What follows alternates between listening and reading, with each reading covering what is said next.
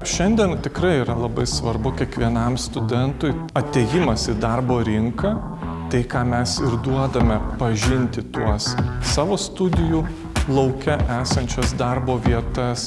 Socialinės gerovės centre yra įgyvendinamos 2 studijų programos, tai yra vaiko gerovė ir socialinė apsauga bei socialinio darbo vadyba. Su studentais dirba dėstytojai, kurie yra ir praktikai.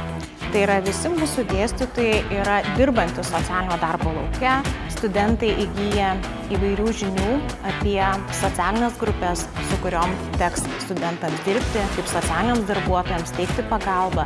Kolpingo kolegijoje ekonomikos ir verslo centre rengiami specialistai pagal 3 svarbias studijų programas – tvaraus verslo vadyba, transporto logistika bei apskaita ir tvarūs finansai. Visos šios specialybės yra orientuotos į šių dienų aktualijas.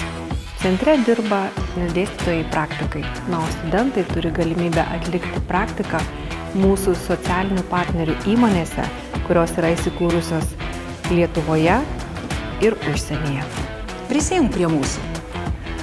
Tapk Kolpingo kolegijos bendruomenės dalimi ir aukime kartu.